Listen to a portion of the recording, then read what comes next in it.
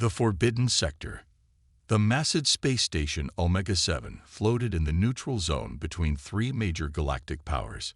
Today, it hosted the most important gathering in recent memory. Representatives from over 200 species filled the Grand Assembly Hall, their various forms creating a living tapestry of galactic diversity. Some delegates breathed oxygen, while others required methane. Some had multiple limbs, while others were pure energy beings contained in special suits. Admiral Thex Corvani stood at the center podium, his scaled reptilian features serious under the bright lights. His people, the Saurians, had been exploring space for over 1,000 years, but even they had never encountered anything like the mystery he was about to discuss. Fellow beings of the galaxy, Thex began, his voice carrying through universal translators to every species present. We gather today to address what our scientists call the dead zone. For 4 centuries, this region of space has remained completely closed to all galactic civilization. A murmur rippled through the assembly. Dr. Mira Ziloff, a crystalline being from the Etherian collective, raised one of her faceted arms. Her species communicated through light patterns, but she had learned to use vocal speech for these meetings. Admiral Corvani, she said, her voice chiming like crystal bells. My research indicates that the dead zone is not actually dead. Long-range sensors detect 12 star systems with clear signs of industrial activity. Cities, space stations, even interstellar travel. Someone lives there. Captain Roth Blackscale clicked his mandibles in agreement. As a member of the Zephyrian hive mind, he spoke for millions of his insectoid people across the galaxy. The collective remembers the first contact attempts. 387 years ago, we sent diplomatic vessels to establish communication. They returned empty. The ships were intact, but every crew member had vanished. The assembly hall fell silent. Everyone knew the stories, but hearing them officially confirmed sent chills through many species. Admiral Thex continued. Since then, we have documented over 400 incidents. Ships that enter the dead zone either disappear completely or return with their crews in various states of mental breakdown. Some crew members speak of watchers in the void. Others claim they met beings who could read their thoughts. A few have returned speaking ancient languages that died out millennia ago. A gastropod delegate, whose slug-like form required a mobility suit, spoke up. What about the Merchant Guild incident last month? The freighter Prosperity's Dream accidentally entered the zone when their navigation computer malfunctioned. Admiral Thex nodded grimly. All 73 crew members survived, but they have been in catatonic states since their return. Our best psychologists cannot reach them. Whatever they experienced has left them completely unresponsive to external stimuli. Dr. Zeloth's crystalline form pulsed with concerned light patterns. Admiral, my analysis of the Prosperity's Dream showed no signs of weapons damage. No radiation, no biological contamination, no chemical traces. The ship was perfectly clean. It is as if the crew simply stopped thinking. Which brings us to today's decision, Admiral Thex said. The Galactic Council has authorized Operation Threshold. We will send a joint expedition to the edge of the dead zone, not to invade or conquer, but to finally make peaceful contact with whoever lives there. The vote was unanimous. Every species wanted answers. 3 weeks later, a fleet of 12 ships approached the border of the dead zone. Each vessel represented the pinnacle of its species' technology. The Saurian dreadnought Conquest led the formation, its hull bristling with sensors and defensive systems. The Etherian research vessel Luminous Thought floated alongside, its crystalline structure refracting starlight into beautiful patterns. The Zephyrian High Ship collective voice buzzed with the activity of 10,000 crew members working in perfect synchronization. Admiral Thex stood on the bridge of the Conquest, watching the view screen as they approached the invisible border. Long-range sensors showed nothing unusual. Space looked the same as anywhere else in the galaxy. Sir, reported his tactical officer, we are now 1 light hour from the dead zone boundary. All systems are functioning normally. Maintain formation. Thex ordered. Reduce speed to 1/4 impulse. We come in peace. Dr. Ziloth's voice came over the communication system from her ship. Admiral, I am detecting unusual quantum fluctuations ahead. It is subtle, but the very fabric of space seems different in that region. Captain Blackscale added his observations. The collective senses, something. It is difficult to describe, like a presence watching us. They crossed the boundary. For exactly 37 seconds, nothing happened. Then every weapon system in the fleet simply turned off. Not damaged, not destroyed, just deactivated. The ship's shields flickered and died. Even the basic defensive systems shut down completely. Sir, the tactical officer shouted, we have lost all offensive and defensive capabilities. The systems are not responding to any commands. Before Admiral Thex could respond, 3 small ships appeared directly ahead of them. They had not been detected approaching. They had not been there a moment before. They simply materialized as if they had always been there. The human ships were unlike anything in the Galactic database. They were clean, elegant, and simple. No unnecessary decorations, no aggressive designs, no obvious weapons. They looked more like civilian transport vessels than military craft. Unknown fleet, came a calm voice over the communication channel. This is Commander Sarah Chen of the Human Defense Corps. You have entered restricted space. Please state your intentions. Admiral Thex activated his communicator, trying to keep his voice steady. Commander Chen, I am Admiral Thex Corvini of the Galactic Council. We come seeking peaceful contact with your people. We wish to establish diplomatic relations. There was a pause. Then Commander Chen spoke again. Admiral, I appreciate your peaceful intentions, but I must ask you to return to neutral space immediately. Your presence here poses a danger to your crews that you do not understand. Commander, Dr. Ziloth interjected, we have come a long way for this meeting. Surely we can discuss this situation. The galaxy has many questions about your people. Dr. Ziloth, Commander Chen replied, somehow knowing exactly who she was. I understand your curiosity, but extended exposure to this region of space has effects on non-human consciousness that we cannot reverse. For your own safety, you must leave. Captain Blackscale's voice joined the conversation. Commander Chen, the collective has encountered many dangerous phenomena in our exploration of the galaxy. We have proper protective equipment and protocols. Captain Blackscale, Commander Chen said gently, your hive mind makes you particularly vulnerable to the effects of this space. Already, I can sense confusion spreading through your collective. Some of your drones are beginning to experience individual thoughts separate from the group mind. This can cause permanent psychological damage to your species. Captain Blackscale's mandibles clicked in alarm. It was true. He could feel it happening. Individual Zephyrians throughout his ship were beginning to think independently, something that had never happened in their species' history. How is this possible? Admiral Thex demanded. We detect no weapons, no hostile technology, no signs of attack. It is not an attack, Admiral, Commander Chen explained. It is simply the nature of the space around our worlds. Humans evolved here, adapted to these conditions. Other species were not so fortunate. The longer you remain, the more severe the effects will become. As if to prove her point, crew members throughout the fleet began reporting strange symptoms. Some experienced vivid hallucinations. Others claimed to hear voices speaking in their minds. A few reported that they could suddenly sense the thoughts and emotions of their shipmates. Please, Commander Chen said urgently, allow us to escort you back to neutral space. Your people need immediate medical attention. The human ships began to move, not using visible engines or propulsion systems. They simply glided through space as if swimming through water instead of vacuum.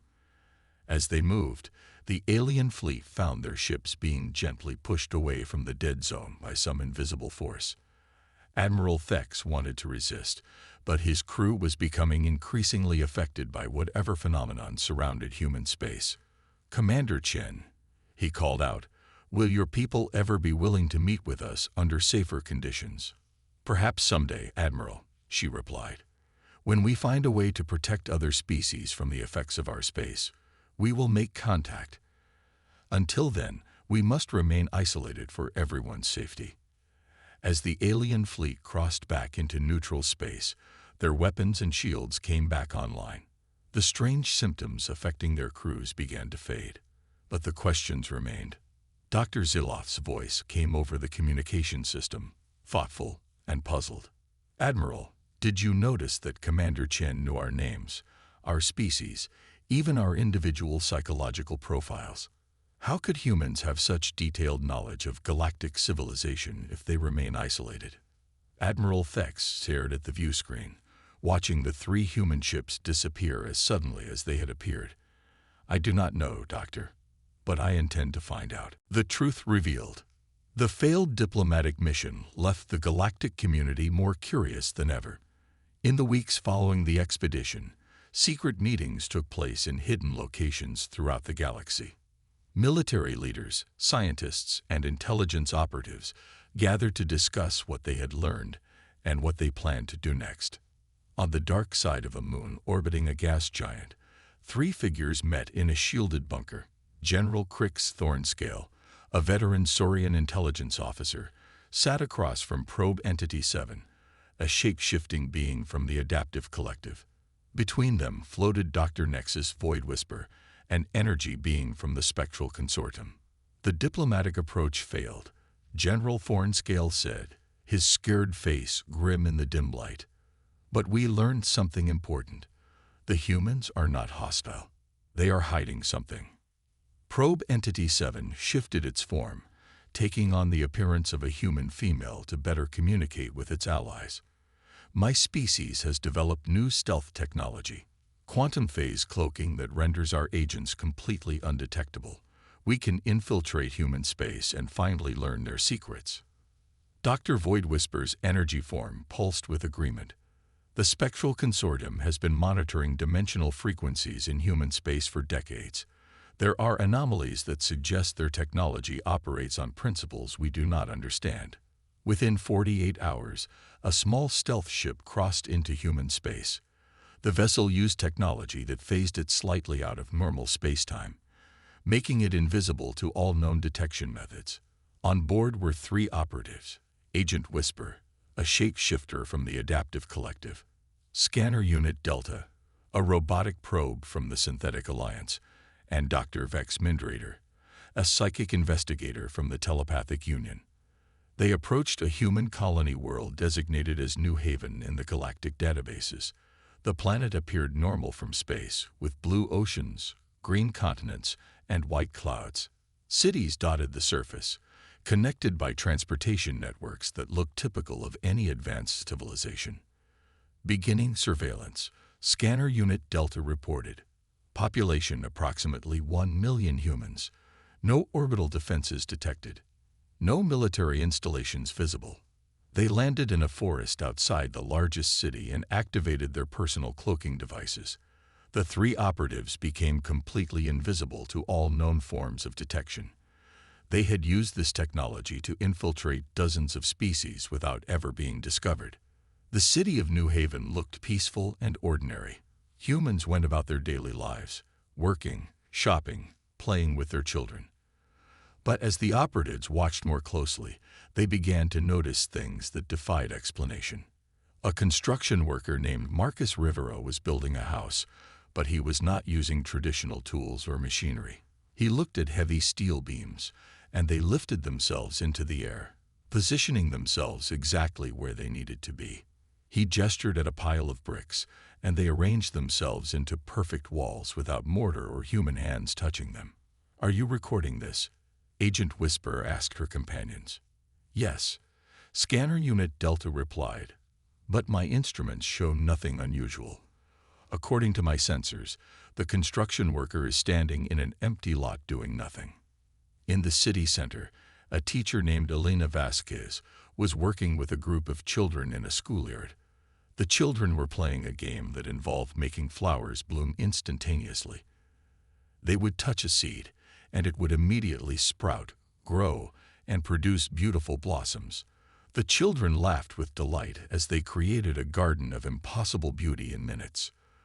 The children are manipulating matter at the molecular level, Dr. Vex Mindreader reported. But I cannot read their thoughts. There is some kind of mental barrier protecting them. At the local hospital, Dr. James Okafor was treating patients in ways that seemed miraculous.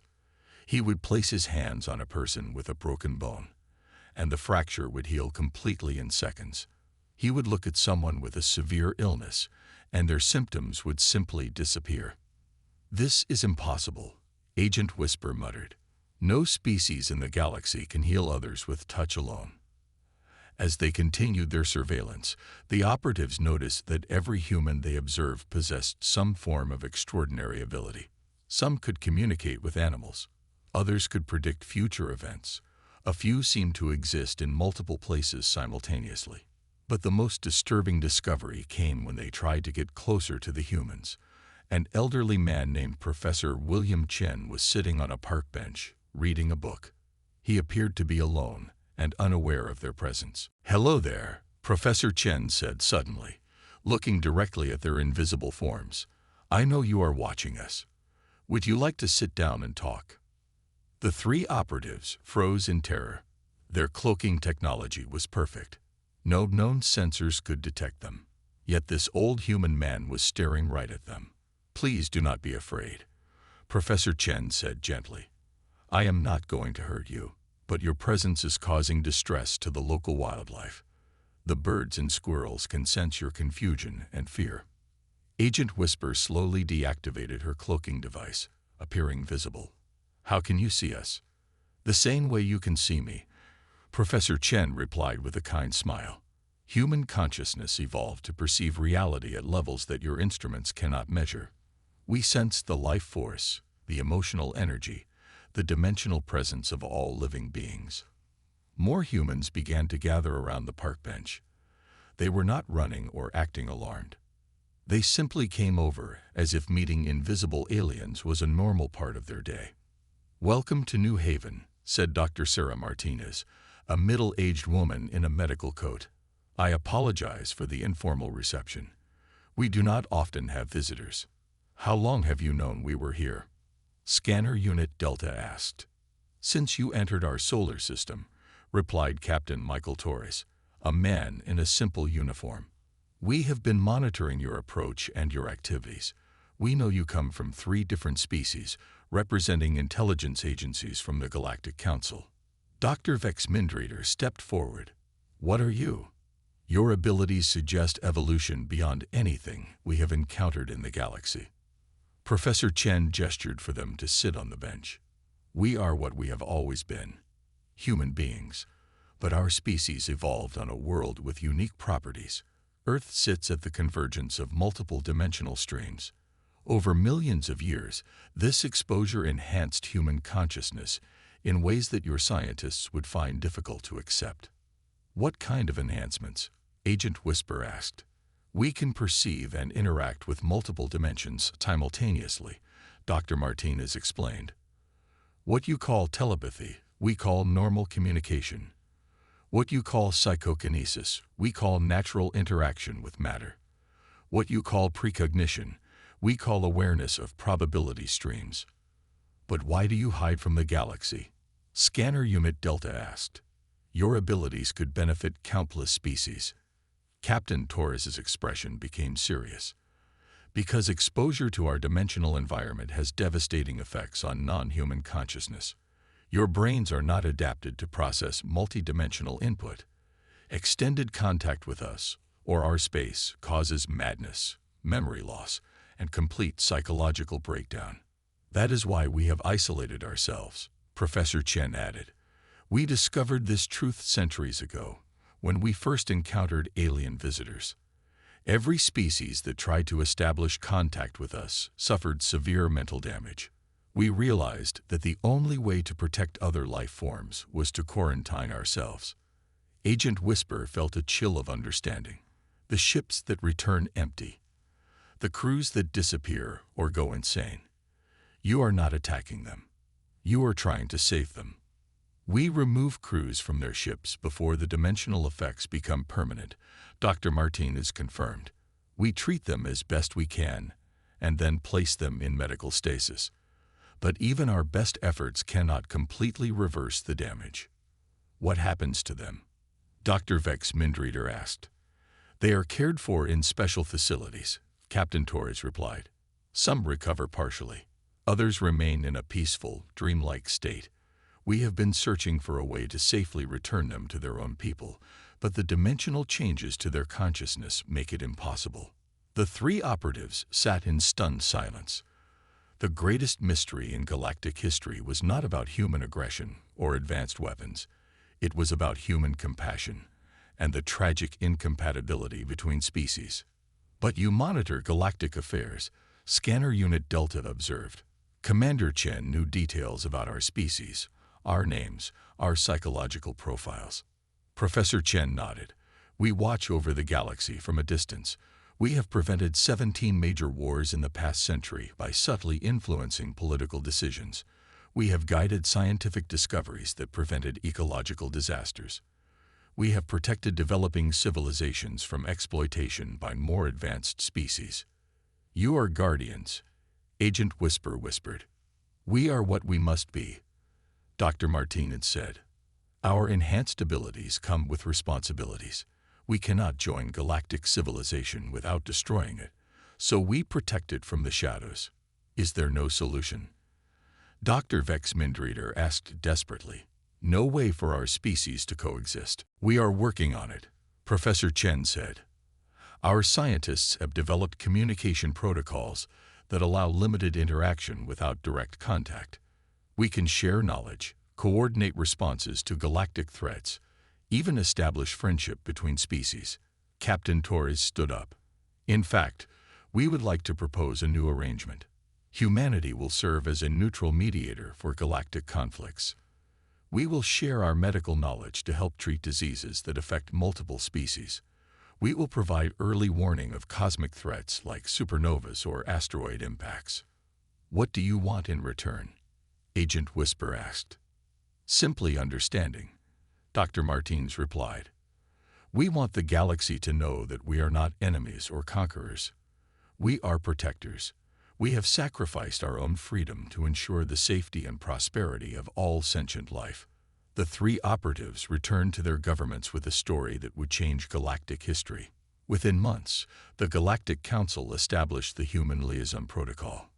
Communication satellites were placed at the edge of human space, allowing instant contact between humanity and the rest of the galaxy without dangerous direct interaction. Humans began sharing their advanced medical knowledge, helping to cure diseases that had plagued various species for millennia. They provided early warning systems for natural disasters and cosmic phenomena. Most importantly, they served as neutral arbitrators for disputes between species, their enhanced perception allowing them to see solutions that others missed. The galaxy had finally found its silent guardians.